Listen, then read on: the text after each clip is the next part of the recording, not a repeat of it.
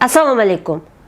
Zebin opa, nimaga bunaqa holatda turibdilar deb o'ylayotgandirsiz. Psixiatr, psixoterapevt Zebin Ahmedovaman va bugun sizlarga spidofobiya haqida aytib bermoqchiman. Spidofobiya, ya'ni spid kasalligi bo'lib qolishdan qo'rqish. Covidofobiya ham bo'ldi. Ammo bugun spidofobiya haqida. Bu ipokondrik buzilishlarni tarkibiga kiradigan nevrotik buzilish deb atalib, inson mana shu qondan, mana qarang, mana shu planshetga bir tomchi qon oqdi. Qachon bu spidga aylanadi? Qachon spidi bor odam boshqaga xavf tug'diradi? Qachon bu real xavf? Qachon esa bu miyadagi qo'rqinch? Bizning qo'limizdagi mana shu spirt va paxta bizni miyamizning ichidagi qo'rquvlarni, qo'rquv degan mikroblarni, qo'rquv degan o'sha miyamizda joylashib qolgan programmani mana shunday qilib artib tashlay oladimi, yo'qmi? Spidofobiya juda ham og'ir fobiya hisoblanadi. Spidofobiya nevrotik buzilishlar tarkibiga kirib, ipokondriyani, ya'ni menda kasal bo'lib qolmadimi, bir joyim kasal emasmi, oshqozonim kasal emasmi, rak bo'lib qolmadimmi, meni bir joyimda bir qanaqadir bir yurak kasalliklari yoki qandli diabet yoki sahr bo'lib qolmadimmi degan yopishqoq fikrlarni tarkibiga kiruvchi spidofobiya juda ham og'irroq fobiyani bir turi hisoblanadi.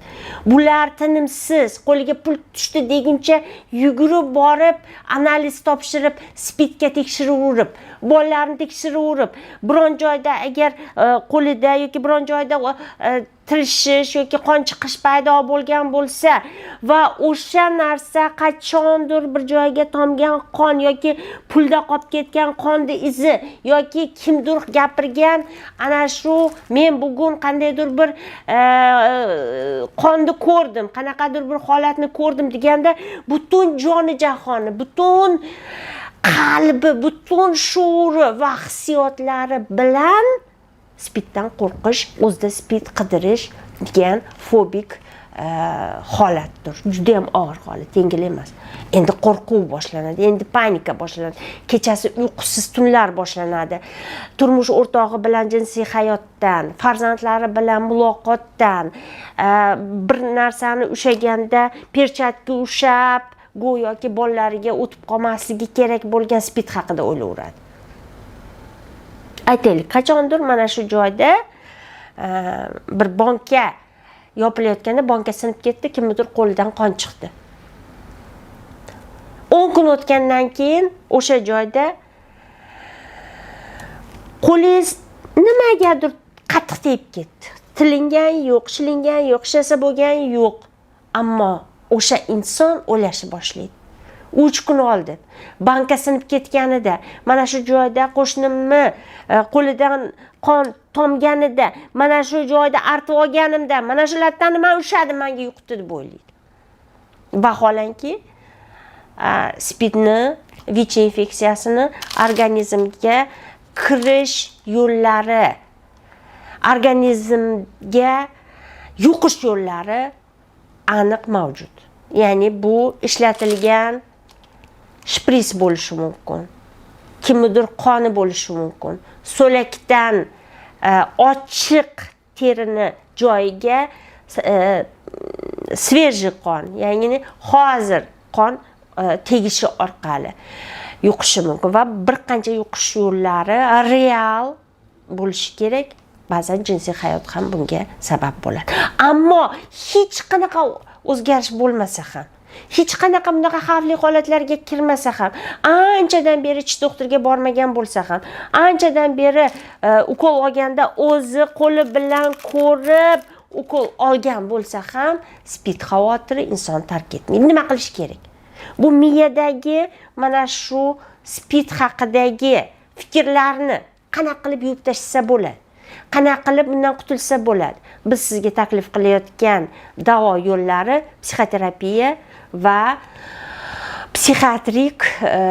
psixotrop dorilar bilan davolash yo'llarini taklif qilamiz. Ishimizga javob beramizmi? Ha, albatta.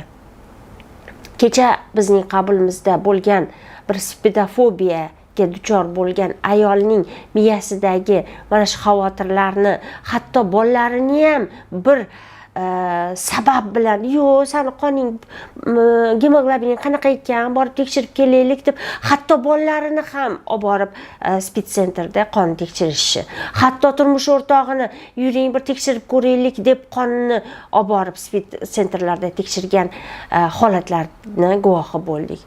Hurmatli aziz suhbatdoshim, hurmatli aziz hattoki o'sha spid markazlarida ishlayotgan mutaxassislar, bilaman, sizlarga oson emas. Bilaman, spidofobiya ancha og'ir ruhiy buzilish hisoblanadi. Bizga murojaat qiling va avvalo eng yaxshi niyatlar bilan siz va sizning yaqinlaringizga sog'lik tilagan holda xizmatga tayyormiz. 90lik 944 46 12 doktorzebniso.uz YouTube'dagi ushbu YouTube platformamizdan maslahat olishingiz mumkin. Telegramda bizga murojaat qilishingiz mumkin. Instagram tarmog'ida bizning reklamalarimizni tinglashingiz mumkin. Va albatta ko'nglingizga huzur, miyangiz esa ozodalik, qoningizga esa shifo tilaymiz.